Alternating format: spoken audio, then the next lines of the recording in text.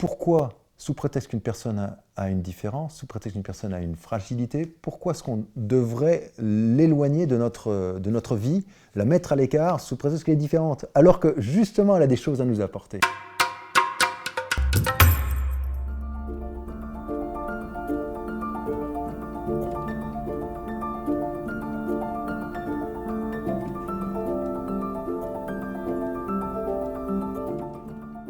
Je pense que la Bretagne m'a beaucoup aidé à me construire et effectivement, je pense avoir pris racine ici et comme beaucoup de personnes bretonnes, j'ai pris racine dans cette région, mais pour pouvoir essayer de me développer ou de rayonner bien au-delà de la Bretagne. J'ai beaucoup voyagé dans ma vie, ma première tranche de vie professionnelle. Et j'ai passé ma vie à rencontrer des Bretons exceptionnels.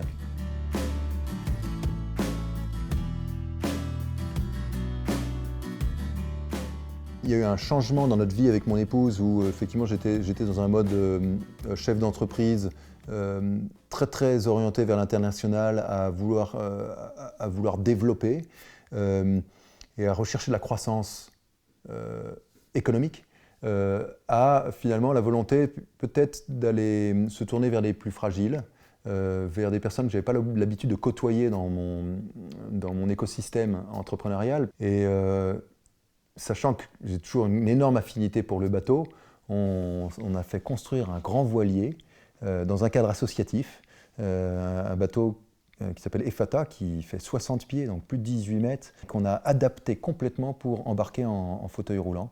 Et l'objectif de ce projet, c'était à la fois évidemment de continuer de profiter de la Bretagne au travers de la navigation, et surtout d'en faire profiter à des personnes qui n'ont pas l'occasion ni la chance de naviguer, et qui n'ont pas l'occasion ni la chance de connaître la Bretagne, je dirais par son plus bel angle, qui est celui vu de la mer.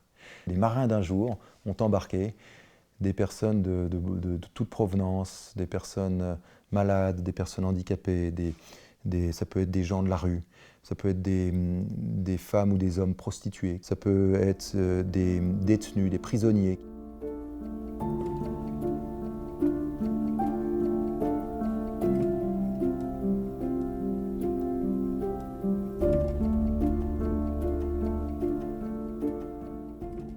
Elles nous font plaisir par les échanges qu'on peut avoir avec elles et par cette relation qui est créée par des rencontres qui sont beaucoup plus faciles quand on est sur un bateau. Parce que sur un bateau, effectivement, on va dire les masques tombent, la mer fait des miracles. Cette rencontre, effectivement, à bord d'Efata, qui s'est faite au travers de ce jeune garçon autiste qui s'appelle Théo, 20 ans, qui me dit à la fin d'une navigation « Capitaine, merci, c'était magnifique, merci pour la navigation ». Je lui dis « Mais Théo, merci à toi, c'est grâce à toi qu'on a organisé cette sortie. Et si tu n'avais pas été là, eh bien on n'aurait pas organisé tout ça. Donc c'est moi qui te dis merci ». Et puis il reste près de moi et il m'interpelle, il me dit « Mais Capitaine, il paraît que toi tu es patron, tu n'as pas un métier pour moi ?» Et je n'étais pas du tout préparé à cette question. Alors je lui dis « Non Théo, je n'ai pas de métier pour toi ». Et lui, qui était tout joyeux, qui rayonnait, il s'est contrarié. Et son visage s'est refermé. Il est devenu triste. Et là, j'avais senti que j'avais fait une maladresse. Mais bon, je lui avais dit aussi, vraiment, c'est la vérité simplement. Et je lui ai dit, mais si tu veux, on peut organiser une sortie demain. Ou peut-être la semaine prochaine, on trouvera une autre place à bord. Il y a toujours la place dans un groupe. Il m'a dit, non, Capitaine, tu n'as pas compris. Parce que oui, je suis handicapé. Mais je peux être utile. Je veux un métier. Comme toi, je veux un métier. Et là, forcément, ça m'a bouleversé. Et j'ai pris conscience que, effectivement, j'avais peut-être en moi cette envie, et on a beaucoup échangé avec mon épouse, on avait cette volonté de passer d'un mode associatif, justement, qui était vraiment totalement orienté tourné vers l'autre, à un mode entrepreneurial. C'est un mode où finalement, ces équipiers peuvent s'approprier le projet. Ces équipiers joyeux qu'on recrute, qui sont toutes des personnes avec handicap mental et qu'on recrute dans nos cafés joyeux, eh bien c'est leur projet. Ce n'est pas comme Émeraude Voile Solidaire un projet pour eux. Là, c'est un projet avec eux. Les Cafés Joyeux, c'est leur entreprise et ils sont là, comme ce que nous a demandé Théo, pour être utiles, pour créer de la valeur, pour apporter quelque chose.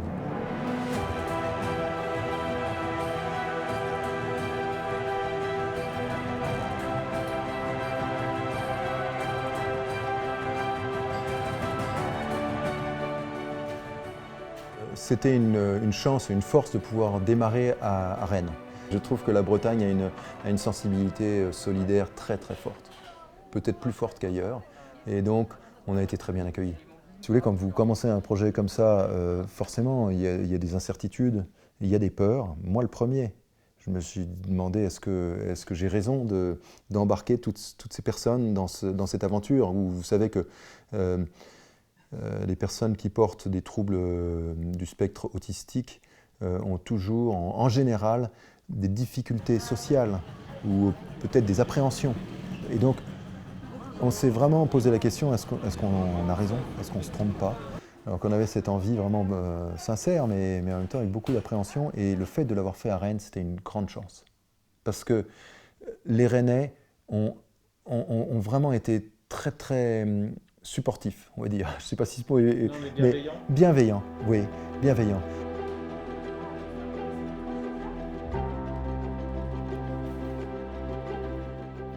Nos équipiers joyeux nous font grandir. Finalement, au-delà de... Le café est un prétexte. Même si c'est une bonne occasion de rencontre, boire un petit café, on se retrouve autour d'une table, un café, c'est convivial. Mais ce n'est qu'un prétexte pour permettre à nos équipiers joyeux d'exister dans une entreprise et de créer une rencontre et de nous faire grandir. Et c'est fou comme Lidwin et moi avons progressé, avons, je pense, grandi grâce à nos équipiers joyeux.